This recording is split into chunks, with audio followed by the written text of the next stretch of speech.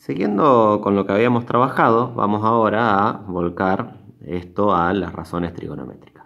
Si yo tengo un triángulo rectángulo cualquiera, recuerden que un triángulo rectángulo es aquel que tiene un ángulo recto, como este de acá, y de ahí ustedes sabían, ya trabajaron anteriormente, los elementos del triángulo rectángulo, que son la hipotenusa, que es el lado que está opuesto al ángulo de 90, y los catetos, estos dos de acá.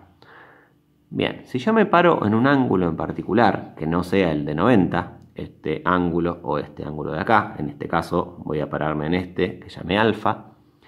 De alfa yo voy a establecer algunas relaciones. Yo sé que si este es el ángulo alfa, este cateto que está acá, el cateto que está enfrentado a alfa, es llamado cateto opuesto.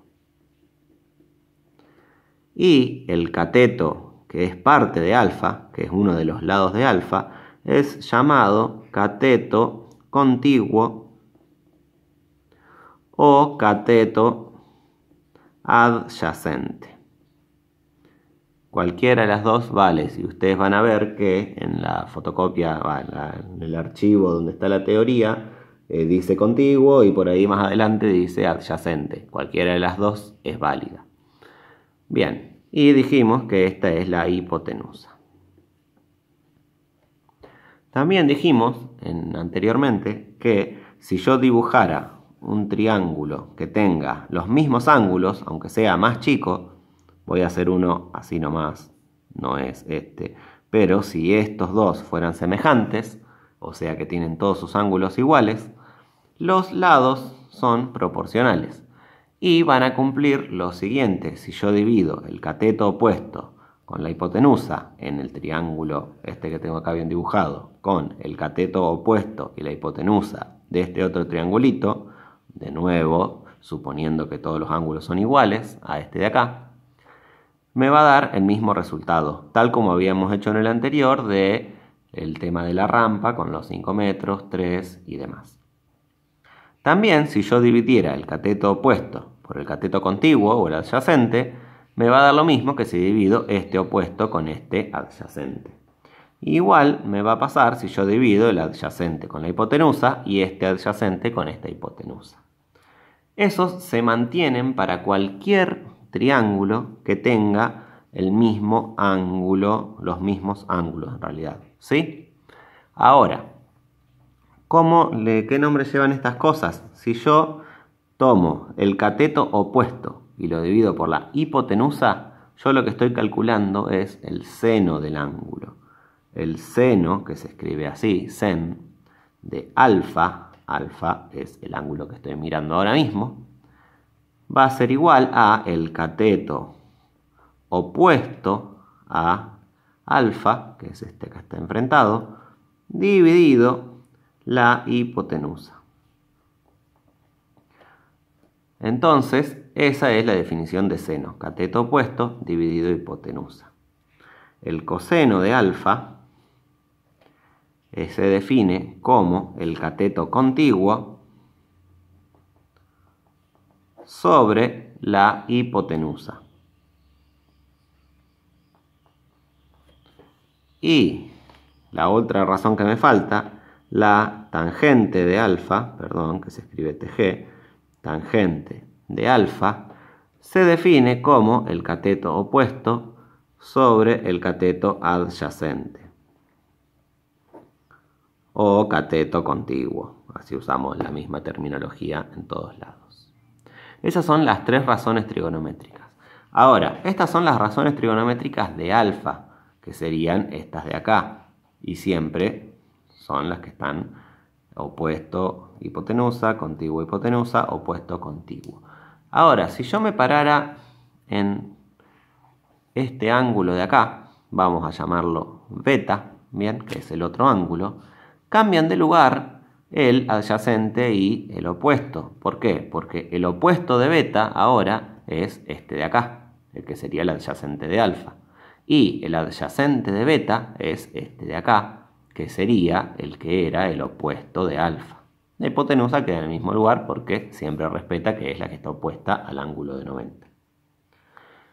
Eso es entonces lo que vendrían a ser la definición de las tres razones trigonométricas. Bien, una cosita más que quiero aclarar es que nosotros estamos por ahí acostumbrados a ver el triángulo rectángulo de esta forma, con el ángulo de 90, digamos, en la horizontal. Pero un triángulo recto puede estar también de esta forma, pueden tener el ángulo de 90 acá, o sea que acá va a estar la hipotenusa y estos dos van a ser los catetos. Si yo miro este ángulo de acá, digo que alfa está acá, este va a ser el cateto opuesto y este va a ser el cateto adyacente. Recuerden que la hipotenusa no cambia de lugar, es siempre la hipotenusa. Vamos a hacer un ejemplo ahora. Por ejemplo, si yo a este triángulo de acá, yo digo que este va a medir 3 metros, este cateto va a medir 4 metros y la hipotenusa va a medir 5 metros. Si yo quiero calcular el seno de alfa, ese seno de alfa va a ser igual a ¿qué? A el opuesto dividido la hipotenusa. Recuerden que seno lo definimos como cateto opuesto dividido hipotenusa. Entonces, el seno de alfa va a ser el cateto opuesto, que mide 4 metros, sobre la hipotenusa, que mide 5 metros. Por lo tanto, el seno de alfa va a ser igual a 4 dividido 5. Las m se cancelan, o sea que esto no tiene unidad de medida. Es 4/5, que es 0,8. De la misma forma, puedo buscar el coseno y la tangente. El coseno de alfa va a ser el cateto adyacente. El adyacente a alfa es el cateto que lo forma. Esta es la hipotenusa, este es el cateto adyacente. Entonces, 3 sobre la hipotenusa, que mide 5, 3/5. Y ese 3/5 es 0,6. Eso es lo que mide el coseno. Y la tangente de alfa es el cateto opuesto, dijimos, sobre el cateto contiguo o el adyacente. Alfa está acá, el opuesto es 4. El adyacente es este de acá, es 3, 4/3. Podemos dejarlo así o podemos escribirlo como 1,3 periódico. Cualquiera de las dos, en los tres casos, es lo mismo. ¿Qué van a hacer ahora? Ahora van a ir al ejercicio 1 de la práctica, que les pide graficar 3 triángulos distintos que tengan los mismos ángulos y averiguar de esos triángulos las medidas, midiendo con sus propias reglas. No hace falta que usen la calculadora ni nada, a menos que la usen para hacer una división. Y ahí van a comprobar que el seno, el coseno y la tangente de esos 3 triángulos son iguales.